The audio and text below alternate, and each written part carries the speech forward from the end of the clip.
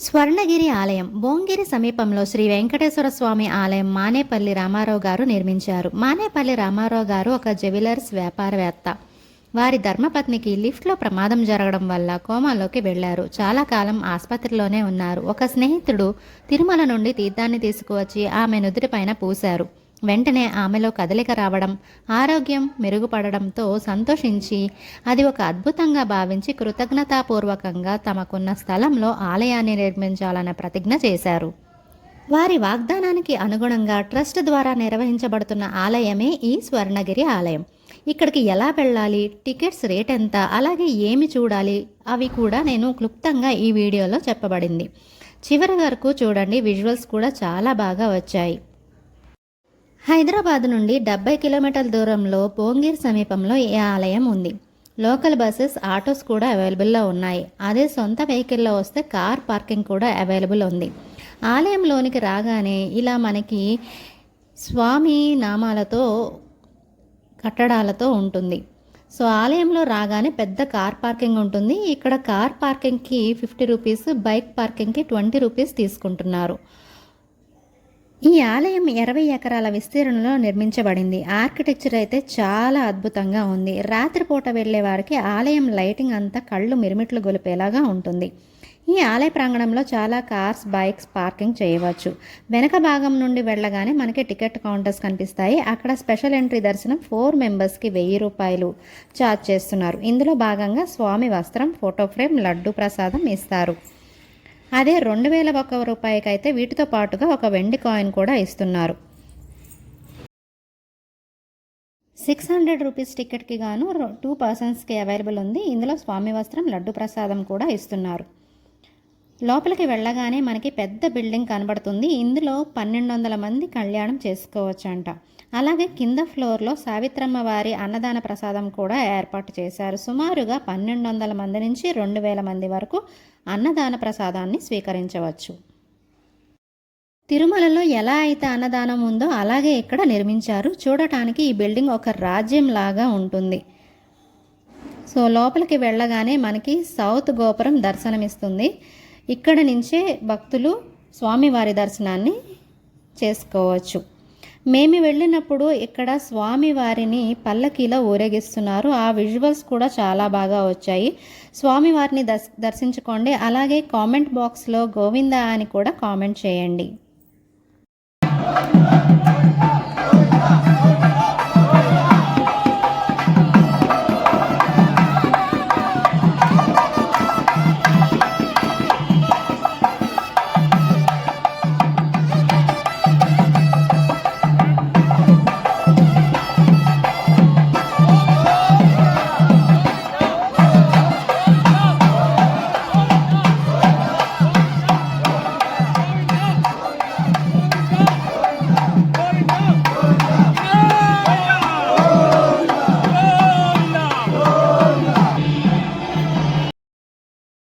ఇక్కడ రథానికి కూడా ప్లేస్ ఉండేలాగా నిర్మించారు. ఈ రథం హైట్ వచ్చేసి 40 ఫీట్ ఉంటుందంట. అలాగే ఈ రథం పైన బ్రహ్మ ఇంకా ద్వారపాలకులుగా ఉండేలాగా రూపొందించారు. ఈ రథం కూడా చాలా అద్భుతంగా తీర్చిదిద్దారు.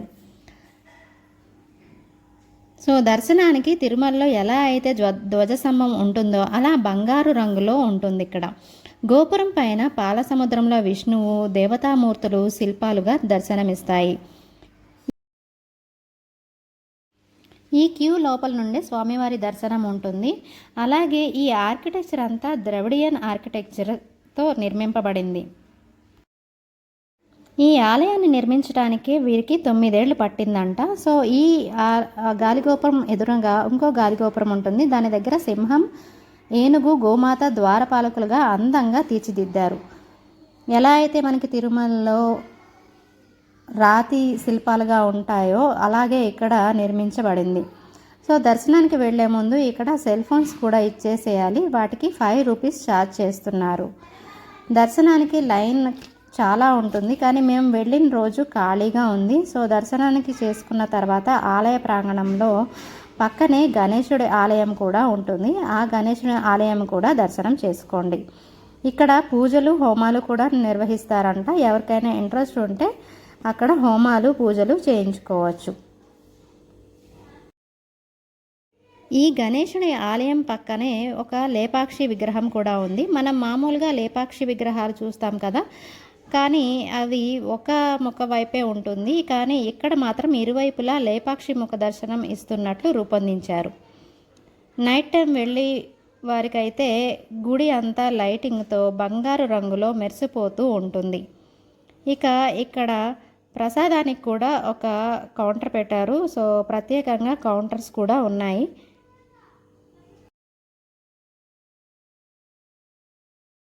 స్వర్ణగిరి ఆలయం భోంగిరి సమీపంలో నిర్మించిన కొత్త వెంకటేశ్వర స్వామి ఆలయం గర్భగుడిలో 12 అడుగుల భారీ విగ్రహంతో సందర్శకులను మంత్రముగ్ధులను చేస్తుంది.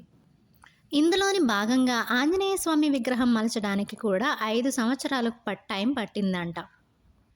ఈ హనుమంతుని విగ్రహం 120 అడుగుల మండపంపై నిలబడి ఉన్న 40 అడుగులతో ఏకశిలా విగ్రహంతో తయారు చేయబడింది. ఆంజనేయ విగ్రహం మలచడానికి 5 ఇయర్స్ టైం పట్టిందంట. ఇక్కడ ఉన్న హనుమంతుని పోజ్ కూడా ఎక్కడా లేని విధంగా ఉంటుంది. పిల్లలు ఆనందంగా ఉన్నప్పుడు ఎలాంటి పోజ్ అయితే పెడతారో అలాగే ఈ విగ్రహం మనకి కనువిందు చేస్తుంది. పక్కనే గంట కూడా నిర్మించారు. అది 1700 కేజీలు ఉంటుంది. మొత్తం కంచుతో చేయబడింది. ఈ గంటని ఒకసారి మోగిస్తే దాని శబ్దం 2 నిమిషాల వరకు ఉంటుందంట. బాల హనుమంతుని విగ్రహం ఎదురుగానే 360 డిగ్రీస్లో మొబైల్ వీడియో తీసి ఇస్తున్నారు. ఇది వచ్చేసి టికెట్ 20 రూపీస్ ఉంటుంది. ఈ మధ్య యూట్యూబ్ షార్ట్స్లో ఈ వీడియోలు కూడా వైరల్ అవుతున్నాయి. ఇక్కడ చిన్న కృష్ణుడు శేషనాగుపై నాట్యమాడుతున్నట్లు కూడా విగ్రహం దర్శనమిస్తుంది. ఈ ఫౌంటైన్ కూడా సముద్రంలో అలలు వచ్చినట్టుగా అనిపిస్తుంది. ఈ చిన్ని కృష్ణుని దర్శనం చేసుకోండి. అలాగే కామెంట్ బాక్స్లో జై శ్రీకృష్ణ అని కామెంట్ చేయండి. తిరుమలలో ఎలా అయితే మనం దీపాలు వెలిగిస్తామో అలాగే ఇక్కడ మనకి దీపాలు వెలిగించడానికి ఇలాగా స్తంభంలాగా ఏర్పాటు చేశారు. మనం వెళ్ళినప్పుడు దీపాలు వెలిగించి రావచ్చు. సావిత్రమ్మ అన్నప్రసాద బిల్డింగ్ పైన మనకి శంకుచక్రం బదులుగా లేపాక్షి స్వామిని దర్శనమిస్తారు. ఇక్కడ విశిష్టతగా నిలిచింది. ఇక ఆలయం ఎదురు భాగంలో స్వామివారి పాదాలు మనకి దర్శనమిస్తుంది. ఇక్కడ దర్శనం చేసుకొని నడక దారిలో వెళ్ళాలి. ఇక్కడ 108 మెట్లు ఉంటాయి. ఒక్కొక్క 25 మెట్లకి ఒక్కొక్క దేవతామూర్తులను నిర్మించారు. లోపల కూడా పాలరాతిగా ఉన్న దశావతారాల స్వామివారి దర్శనం ఇస్తారు. నైట్ అయిపోవడం వల్ల అది సరిగ్గా షూట్ చేయలేకపోయాను. మీరు ఈ గుడికి వచ్చి మొత్తం అంతా కవర్ చేయాలి అనుకుంటే కనీసం 2-3 గంటల వరకు అయితే ఈ గుడిలో కేటాయించాల్సి వస్తుంది. సో నేనైతే కొన్ని పిక్చర్స్ అవి తీసుకొని మీకు లోపల కూడా గుడిలో ఎలాగైతే దేవతామూర్తుల్ని పాలరాతి శిల్పాలతో చెక్కి ఉంచారో వాటిని నేను కలెక్ట్ చేసి మీకోసమని నేను ఇక్కడ చూపిస్తున్నాను.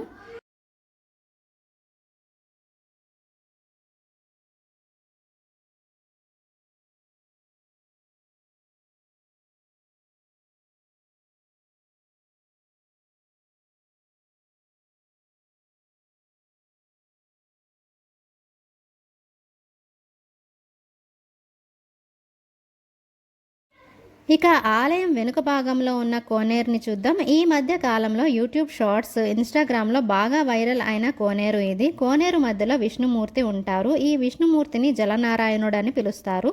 ఇది 2వ జలనారాయణుడి విగ్రహం అని చెబుతున్నారు. మొదటిది నేపాల్లో ఉందంట. ఈ కోనేరు 4 వైపులా 4 మండపాలు 4 వేదాలుగా నిదర్శనమంట.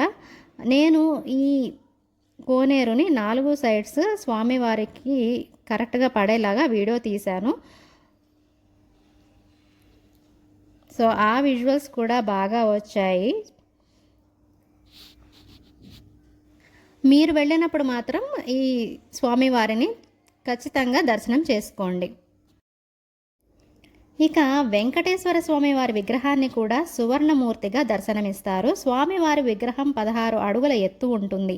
ఇండియాలో ఉన్న 108 విష్ణు దివ్య దేశాల నుండి మట్టిని నీటిని తీసుకువచ్చి స్వామివారి గుడి గర్భాలయంగా ఉంచి స్వామిని ప్రతిష్ఠించారు.